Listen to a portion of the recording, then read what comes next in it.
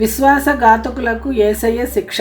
యోధా వారిని గూర్చి ఉద్దేశించి ప్రవక్త అయిన ఇర్మియా గారు ఎలా దేవుని అడిగారు. దుష్టుడు తమ మార్గములలో ఎలా వర్ధిల్లుచున్నారు, మహా విశ్వాసఘాతకులు ఎలా సుఖిస్తున్నారు. అప్పుడు దేవుడు ఎలా ప్రత్యుత్తరం ఇచ్చారు. నా మందిరాన్ని విడిచిపెట్టాను, నా స్వాస్యాన్ని అడవిలోని సింహం వంటిదై నా మీద గర్జిస్తుంది. కాపరులు అనేకులు నా ద్రాక్ష తోటలను చెరిపివేసి ఉన్నారు, నా సొత్తును త్రొక్కివేసి ఉన్నారు, నా పొలాన్ని ఎడారిగా చేశారు. కాపరులు అనగా పాలకులు.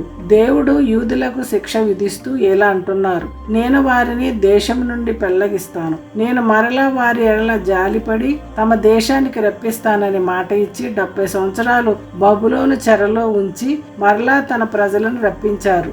దేవుడు న్యాయవంతుడు. కానీ ఇప్పుడు ఈ క్రొత్త నిబంధన కాలంలో యేసుక్రీస్తు వారు మోసం చేసే కాపరులు మరియు అబద్ధ ప్రవక్తలను చూస్తూ ఓర్చుకుంటున్నారు. వారి అన్యాయపు జీవితం వల్ల చివరికి ఆ నరక శిక్షయే యేసుక్రీస్తు వారు విధించే చివరి మరియు యుగయుగాల శిక్ష.